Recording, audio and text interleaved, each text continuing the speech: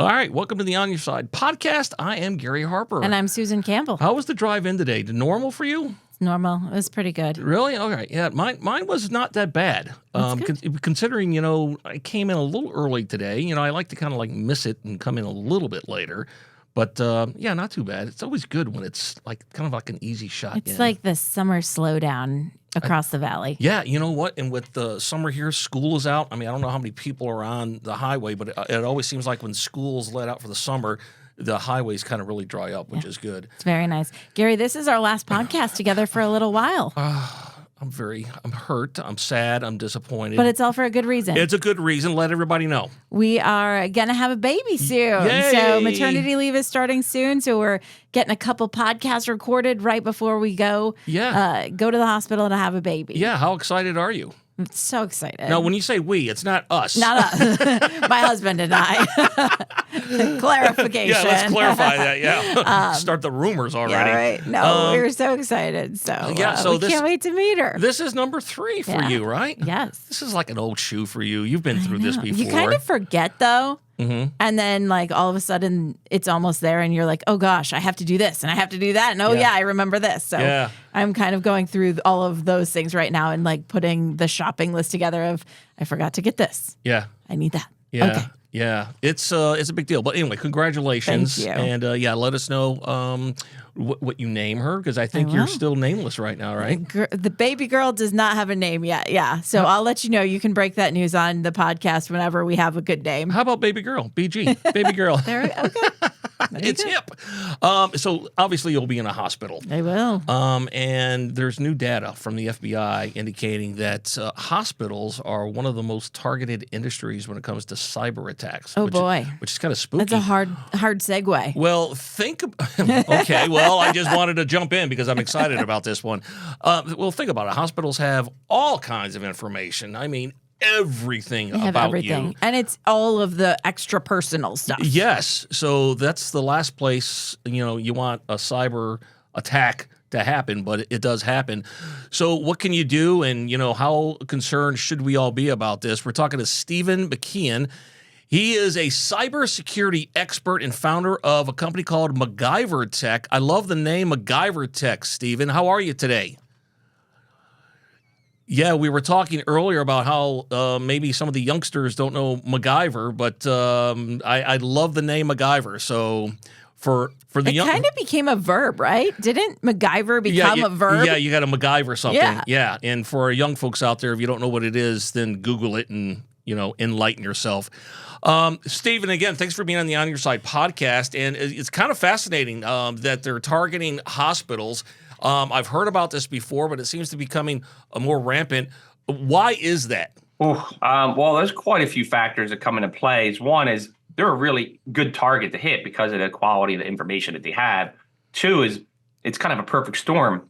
The technology and infrastructure that's running the hospital and healthcare systems are really archaic and dated. Some of them are decades old. We have personal experience as a software dev shop focusing on security and working with these systems. And it's no surprise that, just recently, I don't know if you heard about the increase, the UK is suffering big time. They had huge amount of hacks across the board, not just one hospital, but entire hospital systems that's crippled them pretty significantly. But what's really scary is it's not just the impact of them shutting down a hospital with a ransomware because their security is a little lapsed. I think government oversight needs to be increased here, where they need to be incentivized to increase their security measures because they're not as secure as they need to be. And the bad guys have new tools. You got AI now help automate these things. So it's just making, targets like hospitals much more easier to compromise. And what's the scary fact is it's not just that, what they do and asking for a ransom and paying Bitcoin, it's the data they steal. So there's a whole nother revenue stream for these bad guys. Once they steal your data, they sell that on the dark web and they make a good amount of money. And what's a really startling fact, kind of doing my investigations here, is 1 in 3 Americans has all their medical records on the dark web for sale. Oh, wow. First of all, one of us has our stuff online. That's a brutal stat to know. Yeah, a third. Yeah, absolutely. Why in the world would hospitals have archaic technology? It seems like they would be the ones that, hey, we got to get up to speed here. What's the deal with that? Well, they see it as a cost center, meaning they don't want to pay to upgrade, new technology and hardware over time. And then two, there's a couple juggernaut software vendors that have a strong hold on that industry that don't want to upgrade because it costs money to upgrade. Wow. Let me ask you a question. I know in the last couple of years, I've noticed the healthcare industry, they want you to enter what they call their portal. So, back in the day, if you went for an exam and you wanted to hear the results, you would either call the doctor or the doctor would call you, and then that's how you got them. Then they started emailing them. Now you have to tap into something called a portal. Is that a dangerous situation for consumers out there? How does that portal play into tapping into the hospital and then allowing maybe the cyber person to find the information? Is the portal a problem? 100%, because it's publicly accessible, and the cyber criminals are going to sit there and hammer away until they get in. How do they do that? I mean, I know that the average consumer is kind of the lowest common denominator for these scammers, and people can make mistakes, or sites can look similar to real sites, and people can spoof those kinds of things. How is this all actually working? Yeah, it's a good question. I mean, the thing is, it's ever evolving. It keeps changing. And the cyber criminals are getting more sophisticated. And even like legit sites like Bank of America get compromised occasionally. Yeah, there's no such thing as bug-free software in the world. The only bug-free software is something that's not being used. So you can advocate for yourself as much as you can and do as much as you can. But once you enter one of those portals and it goes to the doctor's office and they have this archaic stuff, there's nothing that I can do. All right. Yeah, I agree. There's something has to change. The current system, the way it's set up, is really not good for the end user. And the companies that are supposed to be protecting this data really aren't doing a good job. And then when they get compromised, they give free credit monitoring reports. I mean, why don't they get slapped tens of millions of dollars for not doing their job, as opposed to just kind of like, here's free credit monitoring. And that's the common fix. Nobody's actually trying to solve the problem. They're just they're giving something for if you got compromised, for the end user, but not really solving the problem, because, our adversaries like China and Russia are really, getting away with a lot of this stuff.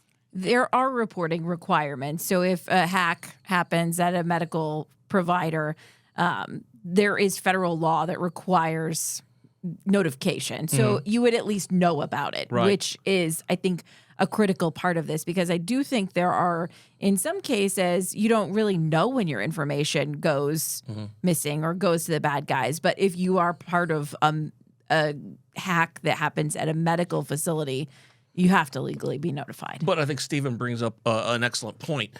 The hospitals, in this case, they're not being held accountable. I mean, it's a slap on the wrist. I think if a few hospitals started getting fined an amount that was really like, wow, eye-popping, eye-popping, I think other hospitals would follow suit. Why do you think the fines are not happening and they're just getting off with this credit monitoring? I mean, who's behind that? I mean, I think, lobbyists are behind that. People that are incentivizing our government officials to make laws that are in their behalf or favor.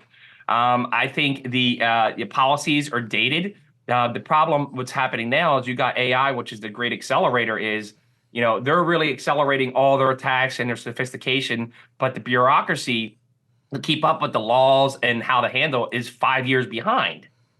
That's a big deal. We need somebody to kind of say, hey, you know what, this isn't working. We need to kind of restructure this in a way that makes sense, hold the hospitals more accountable, and maybe have some more government oversight that actually protects our data. Let's talk a little bit about the cyber criminals and when they do hack into a hospital, for example. Are they doing it for ransom, like we'll give your stuff back if you give us $3 million, or do they just hack into it and just steal whatever information they can and just take off? They'll do both. So what they see at each target that they can compromise is a value, how much money they can make from you. They don't care how they do it. They're like a cartel. They don't care if they're doing it by stealing your data and selling it. They don't care if they ransomware you. And any way they think you can extract value, they will do that. But here's what the startling fact about that is. A hacker that like this, what happened with these UK guys with the Quillen and the Black Hat ransomware, those hackers were most likely in those systems for months, if not years, waiting for the perfect opportunity to strike to maximize their value. They were just hiding out. No, not hiding out, listening, learning, extracting, and watching everything that's going on inside the network. Yeah, but they were doing it. Yeah, I mean, they're just sitting there hiding out. Yeah, they're sitting there watching and learning. Yes. And then they strike when the time is right for them to maximize their value. That's why you see a lot of these companies get hacked on holiday weekends if it's a meat packing plant. They can't sell the burgers and the hot dogs.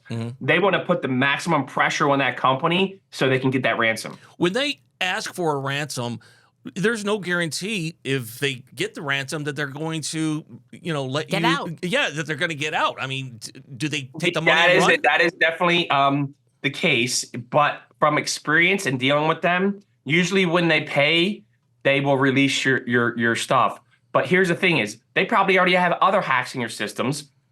They're selling that data too now on the dark web, no matter if you pay them or not. It doesn't matter.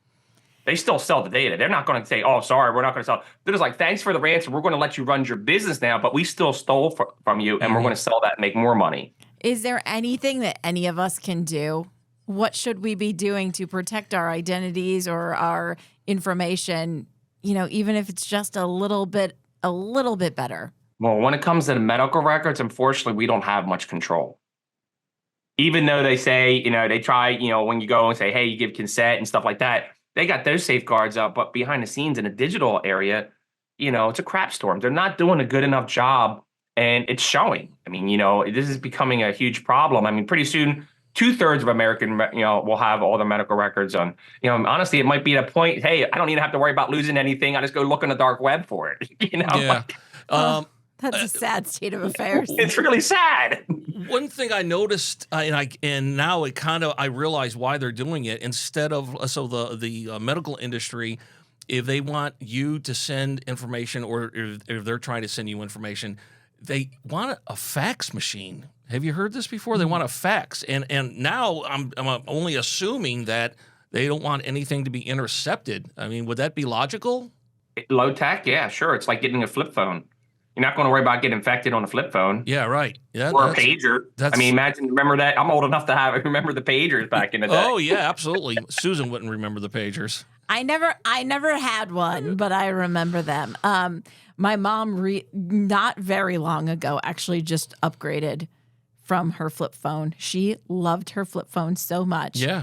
And she was so reluctant to actually get a smartphone. Well, it's something new. It's a big change. She used to hand me this flip phone and be like, can you text your dad and tell him we're on our way? And I was like, I can't. Like, she had it still set to T9. Do you remember when it used to?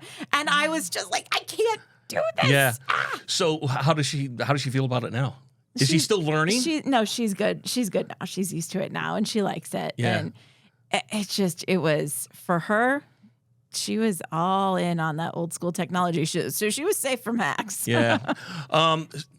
Listen, you're going to be in the hospital, so your homework assignment, Susan, is once you check in, you need to talk to the CFO about if they have an archaic system, because you don't want upgrade. Please. You don't need your personal information. Yeah, right? You're Susan Campbell. You can get it done. Darn it. Fix this. All right. Hey, listen, a great conversation. Stephen, if people want to find out more about you or MacGyverTech, how do they do that? Any websites?